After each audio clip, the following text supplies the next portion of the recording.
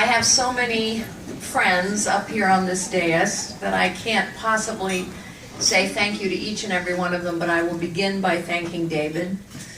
As he said in his introduction, he and I have not known each other that long. We first met when I joined the board of the American Conservative Union, but he has been such a courageous and stalwart leader in the conservative movement for so long, and I am truly honored by his wisdom, his friendship, and his support. Thank you, David, so much. Woo!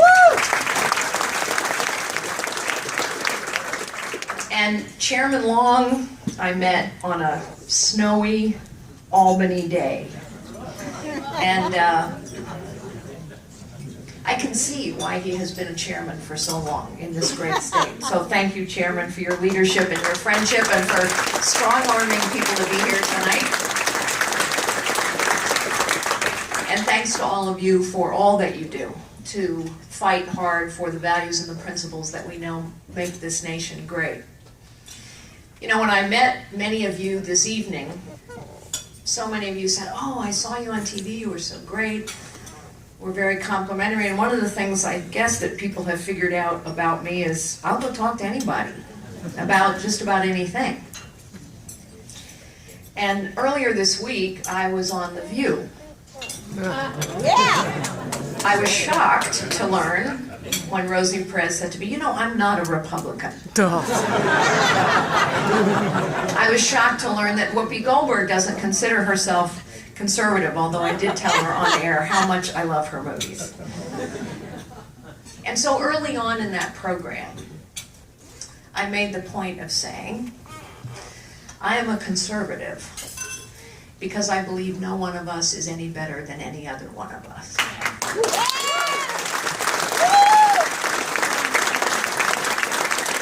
I'm a conservative because I believe every one of us has God-given gifts, and all of us have the capacity and the desire to live lives of dignity, purpose, and meaning.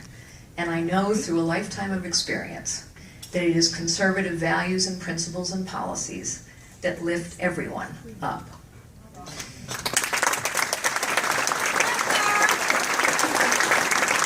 I think the ladies on The View were a little stunned by that answer, actually. And in a way, it enabled a conversation. We are at a pivotal point in our nation's history. We truly are. We all know it. We feel it. I describe it as a sense of disquiet that grips this nation, and I do not think it is partisan or political. I don't think it matters if you're in a city or in the country. I don't think it's particularly generational. I think it, in many ways, grips all Americans. I think it is a disquiet that we are losing something core to who we are, and that we are missing something to make it right. When I was a little girl, about 8 years old, one Sunday morning, my mother looked at me and said, "What you are is God's gift to you. What you make of yourself is your gift to God." And I have learned over and over and over in my life that indeed, every one of us has God-given gifts. And that all of us truly want to live lives of dignity, purpose, and meaning. I have been in desperately poor places all over this world and have extended through the kind work of people I have worked in charities with, a helping hand or taken a chance on people. Truly, no one of us is any better than any other one of us. And so everywhere, all over the world, people have God-given gifts. Why is it that here in this nation, more things have been more possible for more people from more places than anywhere else on the face of the earth? I believe this nation has created more possibilities for more people because our nation was founded on a truly visionary idea. And that idea was that each of us has the right to use our God-given gifts and to fulfill our potential.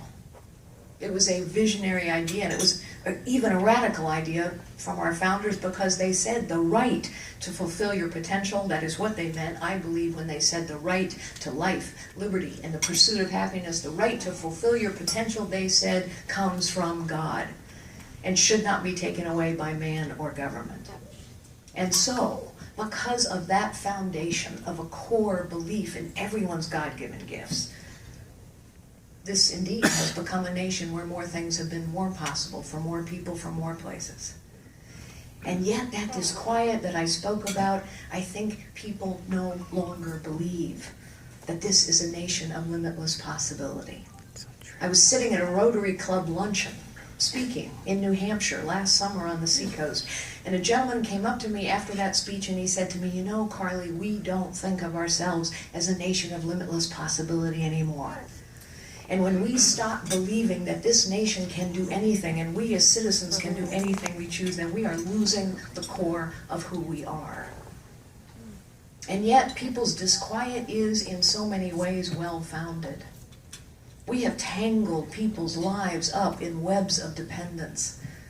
There are so many people in this nation who do have a desire to move forward in their lives, and yet we make it so difficult for them to make those choices. We are now destroying more businesses than we are creating for the first time in U.S. history. Crony capitalism is alive and well. The bigger government gets, the more powerful, the more complicated, the more corrupt, the more inept.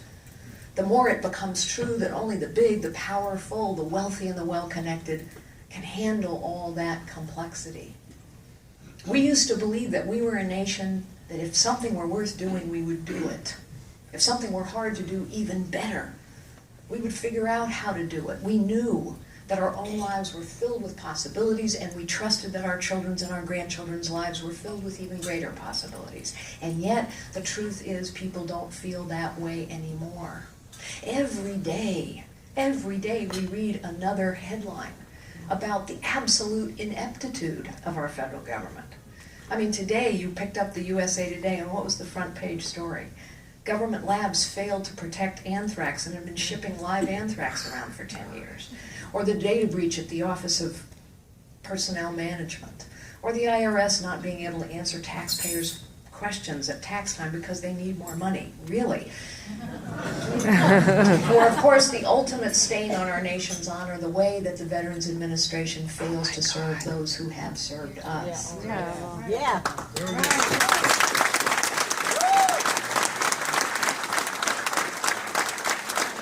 82%, in a recent Fox News poll, 82% of the American people now believe we have a professional political class, of both parties, by the way, who cares more about the protection of their privilege, their power, their position, and their stature than in getting the work of the people done. Yeah.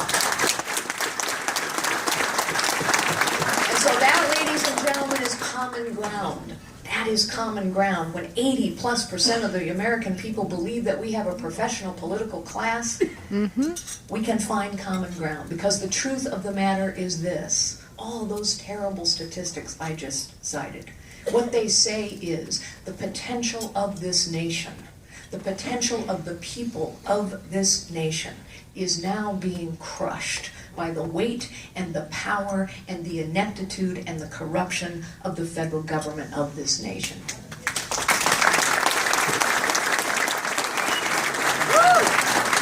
And so I think this election in 2016 is going to be about two things. First, I believe it is going to be about the core differences between conservatism and progressivism. And so let us for a moment contemplate what that core difference is. I said that I'm a conservative, you're conservatives, because we know no one of us is any better than any other one of us. Right. All of us are gifted by God and should have the right to find and use our God-given gifts. Progressives do not believe that. And if you think that is overly harsh, think for a moment about what the head of the Chicago Public Teachers Union said when they struck against teacher accountability in classrooms in Chicago. She said this: "We cannot be held accountable for the performance of students in our classroom because too many of them are poor and come from broken families." And so what is it she is saying? That if you're poor and you come from a broken family, you don't have gifts. You can't learn. You can't build a life of dignity and purpose and meaning. The truth is, progressives believe that some are smarter than others, some are better than others. So some of us are going to take care of others. And that is the battle that we must have in 2016. It is the height of disrespect and disregard.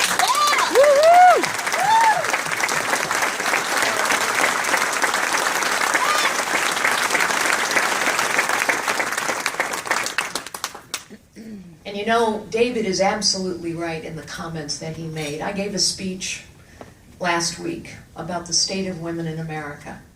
And I talked about the fact that I am tired, among other things, of liberals saying that their policies are good for women. Liberal policies are demonstrably bad for women as well as men. Yeah. I am tired of the left owning the word feminist. A feminist is any woman who chooses her own life, whether she chooses to have 5 children and stay at home and homeschool them, or become the CEO and run for the presidency of the United States.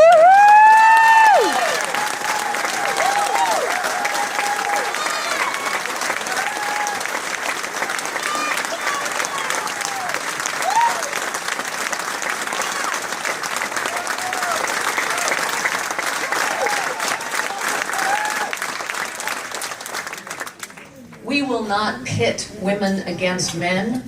Men and women are equal. Men and women have God-given gifts. But ladies, let me just say, we now represent 54% of this nation's vote. And women, if we want America in 2016 to be based on conservative principles and values, then we need to act like the majority.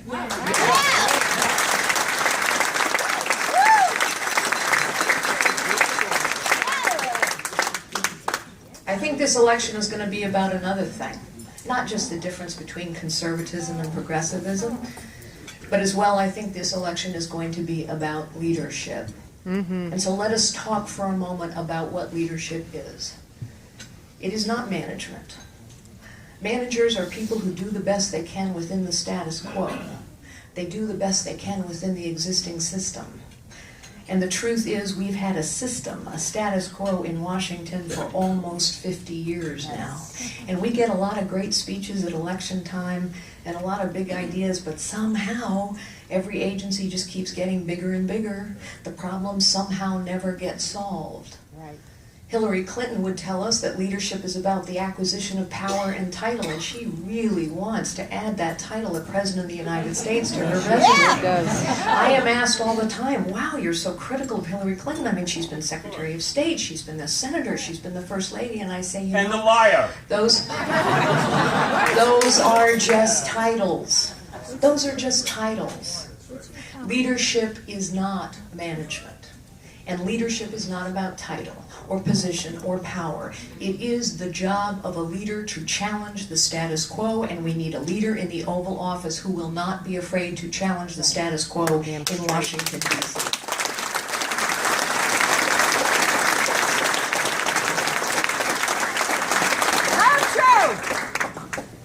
And the highest calling of leadership, the highest calling of leadership is to unlock potential in others. And so we now need a President of the United States who understands that they have a mission to lift the weight of this government off the nation and to unlock the potential of the people of this nation. And that means, specifically, we have to disentangle people's lives from webs of dependence. We have to get the economic engine of growth in this country going and growing again. And you know what that is? That is small business, family-owned business, not big, huge corporations. I love big, huge corporations. I led a $90 billion corporation. But the dirty little secret is this: only the big can deal with big government. So the more government we have, the more regulation we have, the more complexity we have, the bigger the big get, and the more the small get crushed. I started out as a secretary in a 9-person real estate firm. My husband Frank of 30 years started out driving a tow truck in a family-owned auto body shop. Most Americans get their starts the way we did, in little companies, in new businesses, in family-owned businesses. They create 2/3 of the jobs, they employ half the people. So if we want to create opportunity in this nation again, we have to level the playing field so the small, the new, the family-owned businesses aren't getting crushed. They are succeeding, growing, and creating opportunities for others.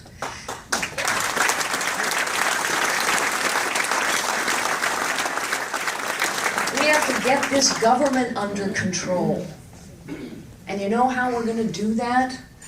By engaging with the citizens of this nation. Let's think for a moment about what it really takes to get a bureaucracy under control. Well, first, you need to know where your money is being spent. We don't have a clue. Appropriations processes, what are they? They're just a discussion of the rate of increase over last year's budget. So let's actually go to a zero-based budgeting system where we expect every agency to justify every dollar in every program every single year.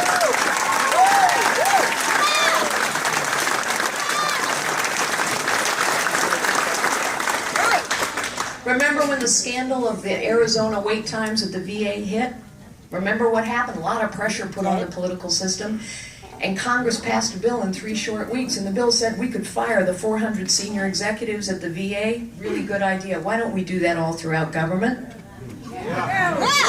Why don't we go to a pay-for-performance system? Interestingly, in the next 5 or 6 years, we're going to have tens of thousands of baby boomers retire for the federal government. Why don't we decide not to replace a single one of them?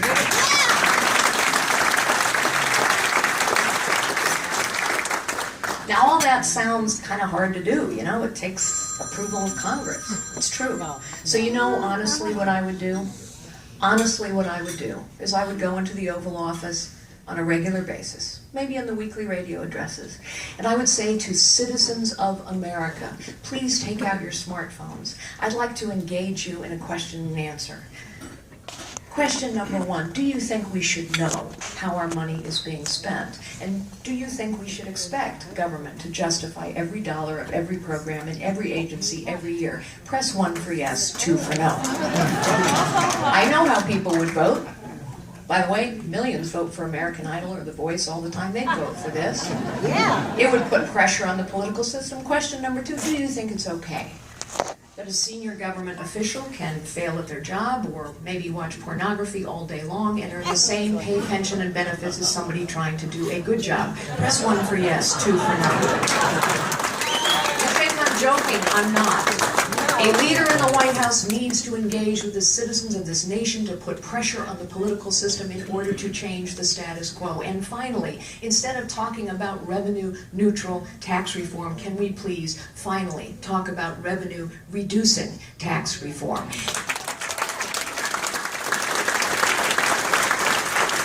And the goal ought to be a 70,000-page tax code goes down to 3 pages. And everybody can understand.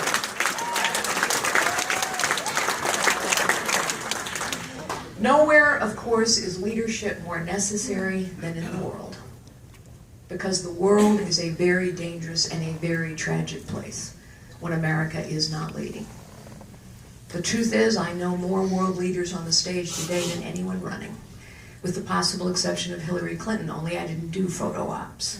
I've had private meetings all over the world. So I've had a private meeting with Vladimir Putin, this close, or Bibi Netanyahu, or the leadership of China, or Saudi Arabia, or Jordan, or Africa, or Latin America, or I know Angela Merkel, I know David Cameron. And so when we fail to lead, which is to say that we fail to confront our adversaries or stand by our allies, the world becomes more dangerous and more tragic. I would make 2 phone calls on day 1 in the Oval Office. The first phone call would be to Bibi Netanyahu, a man I've known a long time, to say to him, the United States of America will stand with the state of Israel.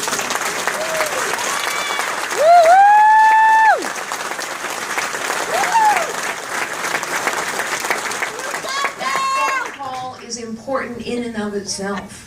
But it is also an important symbol because you see all of our other allies, even those who disagree with Israel, every one of our other allies watches how we treat Israel and they conclude, if you treat Israel this way, how much is my friendship with the United States of America worth? The second phone call I would make would be to the supreme leader of Iran. He might not take my phone call, but he would get my message. And the message would be this: New Deal. Until and unless you are willing to open every nuclear facility, every uranium enrichment facility to full, unfettered, anytime, anywhere inspections, we will make it as difficult as possible for you to move money around the global financial system. We can do that. We don't need anyone's permission to do it.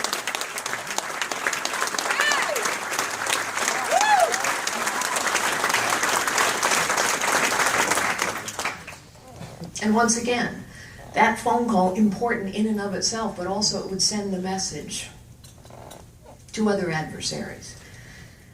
I would not call Vladimir Putin. I would not speak to him, but I would immediately begin doing a couple things. Rebuild the Sixth Fleet, rebuild the missile defense program, conduct regular, aggressive military exercises in the Baltic states, Yes. and arm the Ukrainians, and he would get the message.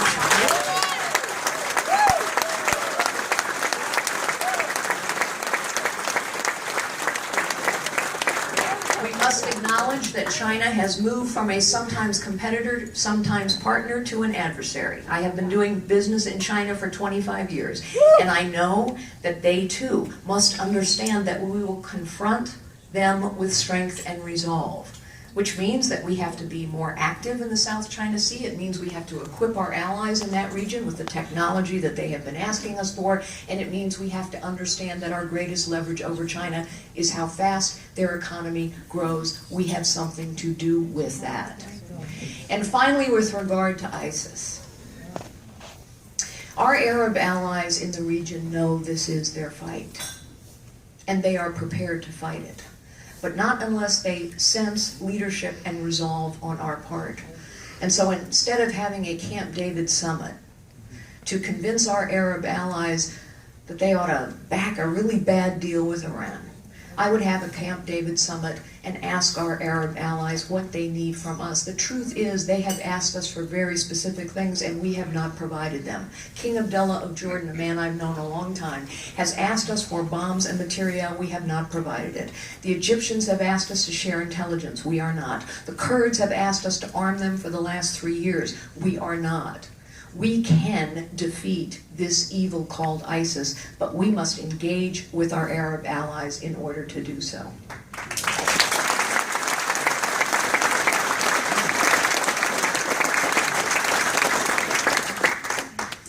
I mentioned at the outset that I've taken a lot of questions. I'll talk to almost anyone, and sometimes you get some kind of strange questions. One of the first I got after I announced my candidacy was, is a hot dog a sandwich? Apparently this is a controversy of some kind. I was also asked, do a woman's hormones prevent her from serving in the Oval Office? I was asked this question on national television by a national television network. So ladies, just a little test. Can you think of a single instance in which a man's judgment might have been clouded by hormones?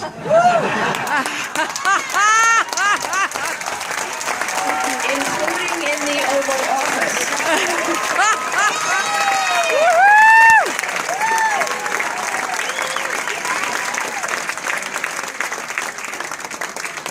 Hillary Clinton must not be President of these United States.